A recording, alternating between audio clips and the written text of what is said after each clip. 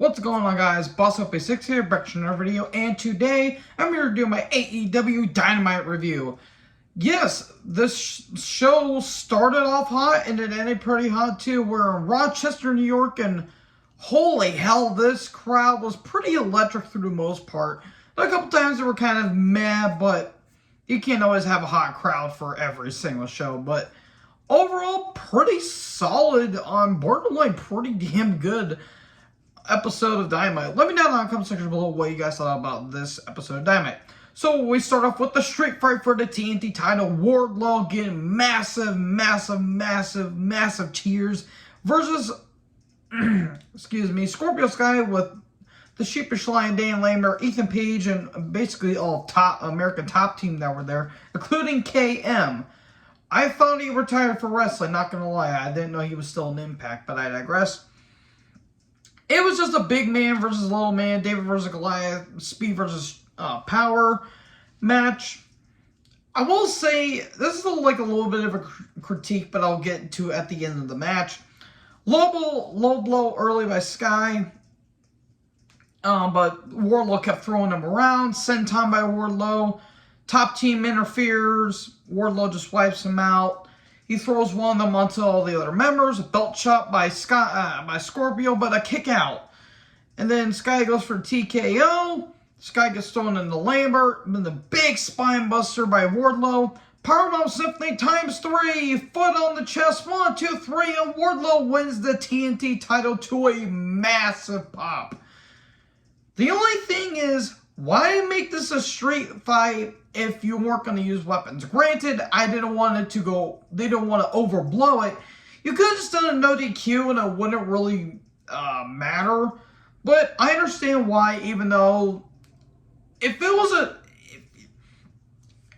on street fight standards, this wasn't really that good of a match. But if it was just like no DQ and Wardlow, like they were trying to throw everything out Wardlow, but they still failed.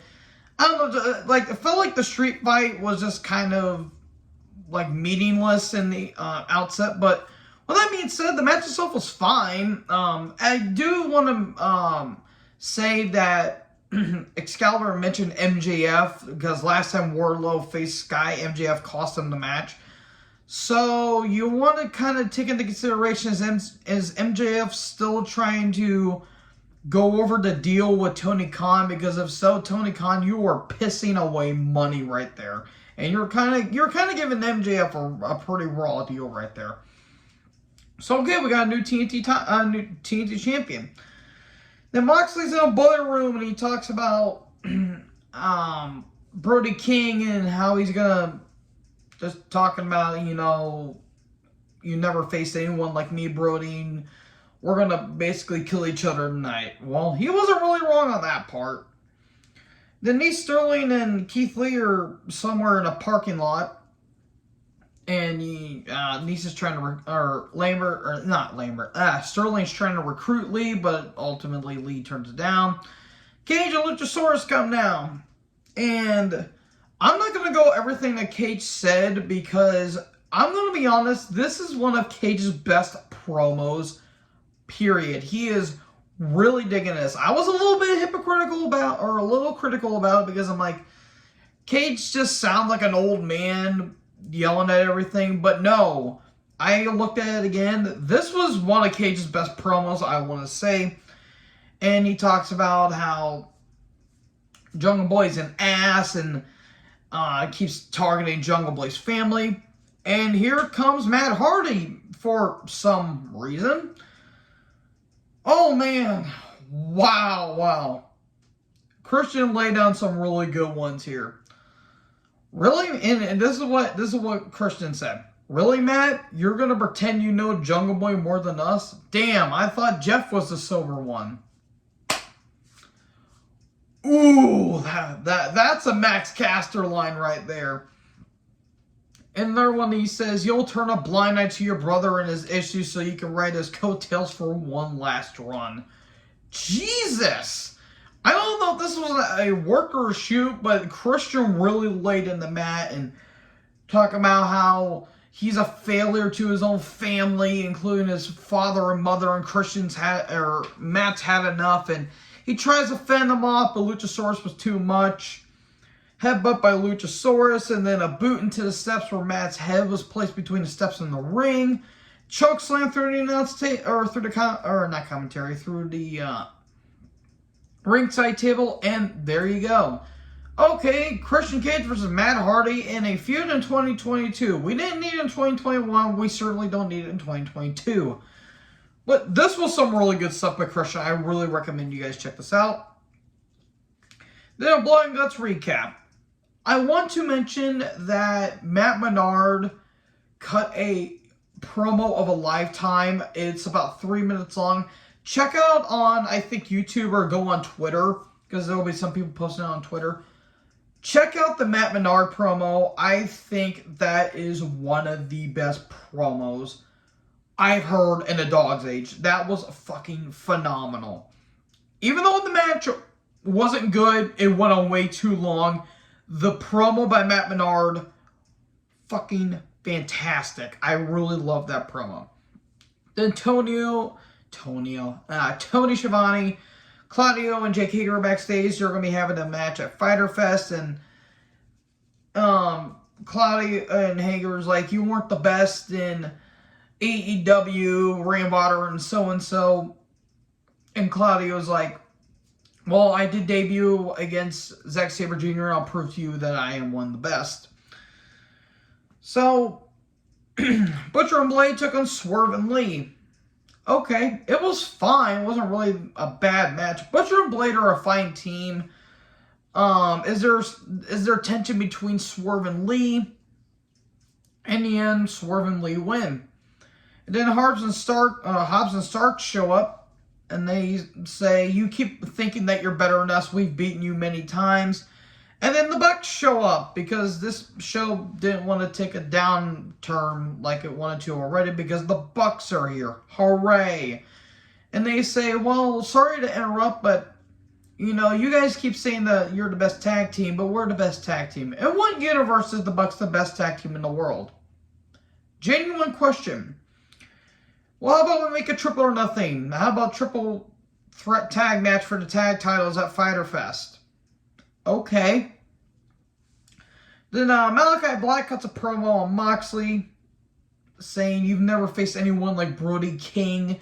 You're in for the fight of your life, and he's going to win the world title. About that. Okay, and then Kingston comes down. And Tony Schiavone's in the ring. Tony Schiavone's all over throughout this entire show. He's really getting in his cardio again. He says, I want to congratulate Wardlow and everyone that won Blood and Guts, but I still want my hands on Jericho, because this feud has to fucking continue, apparently. And then Jericho's like, hey, you said you want to get your hands on me?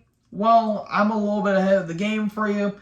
And Ty Conte slams the door on Ruby Soho, but Ruby was like placing her hands, like putting her hands all over a car door for like 5 seconds. She had to move her hands every 5 seconds, and Ty finally slams the door on her hand.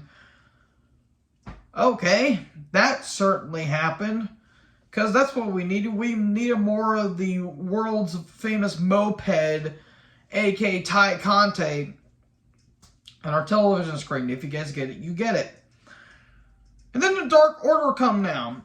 There has been some speculation going on with the Dark Order, especially what's been going on with Alan Angels getting released. He's now an Impact, which honestly, good for him. I think he really fits an Impact, honestly. And there's some contract negotiations going on with Colt Cabana, but they didn't want to renew his contract, but people in the locker room really wanted him to stay because he's really well liked, and everyone likes Colt Cabana. I really like the guy. He's full of personality and charisma. And so that's basically what happens. And Uno says they're here to stay. They like the Korn song, is what I wrote down. And then here comes QT Marshall. This is where the show started to come to a halt, but it kind of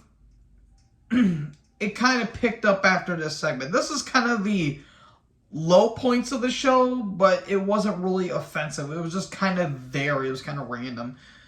And QT QT's he's talking shit to -1. He's talking shit to a 10-year-old. And he's going to challenge him to a match. Okay, and he talks about, living up to his father's legacy. You think about your mother and your other siblings, and go pick up your toys from your private locker room and some other shit like that. Hangman comes down, they beat the shit out of QT, and -1 cuts a promo. I couldn't hear what he said. God bless the kid. Really, God bless the kid. I feel really bad for him and his family that he did lose his father. It's such a shame too. Rest in peace, Brody Lee. He basically accepts the challenge when he turns 18. He's going to be 18 in 8 years. Is the company going to be alive in 8 years? Let's be honest. Just, what the hell was this? This was stupid. It was stupid, but kind of an endearing way. I don't know why. I thought this was dumb, but I thought it was kind of funny. So anyway, JR joins commentary. I do like that they start off with Excalibur, Taz, and Tony Schiavone on commentary, and then in the second half, they switch out Schiavone with JR. I think that's how they should utilize him, because JR is starting to slow down. He shouldn't be calling every single match on every single show. All the shit he's went through with his Bell's palsy, his mother passing, his wife passing. JR's been through a lot. He's one of the greatest commentators of all time. He's the voice of this generation. He's on the Mount Rushmore of commentators along the sides of the Jim Cornettes and the Bobby Heenans, the Gorilla Monsoons, and the Gordon Solleys of the world. JR, this is how you should utilize him. I think this is perfect. This is how you should utilize JR, and I'm glad JR is still doing okay, even after his skin cancer battle, which I think he beat it. I'm pretty sure. And if he's still battling it, thoughts and prayers to the man, because JR is one of my favorites of all time. So yeah, that's just my little take on that. But anyway, Penta says. Penta took on Rush. Penta with Alex and Phoenix took on Rush with Jose, and Andrade will later come down. Well, it was a chop fest. If you guys like chops, then this is the match for you. Because, good Lord, Rush was really laying into the chops. Like, good Lord. At one point, Alex and Jose got into a brawl, which was kind of funny for me for some reason. And the match itself was fine. I do like Penta. Rush is a hell of an athlete. I think he kind of gets underappreciated. Andrade kept trying to interfere.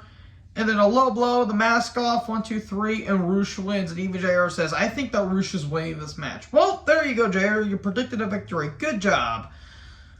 Okay, again, the match wasn't bad. It was actually not that. It was actually a pretty solid match for what it is. It's just Andrade just doesn't really benefit from anything, in my opinion. So, Lethal Dutton, the big tall motherfucker, a.k.a. Satnam Singh, are in a parking lot.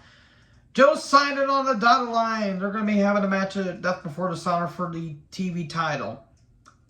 Okay, cool. I'll talk about that more here in a little bit, but okay, whatever. God bless Satnam Singh, but this is not working. Nice and Sterling are backstage, and this is another one of the low points of the show. And Orange Cassidy and Best Friends are there. Sign a contract and you'll face Tony Nese on Rampage. Danhausen shows up and he says, "Here, sign the contract." "No, I don't want to sign it. How about you sign it?" "Okay, it's going to be Orange Cassidy versus Tony Nese on Rampage." That's literally all what the segment was. This was kind of pointless.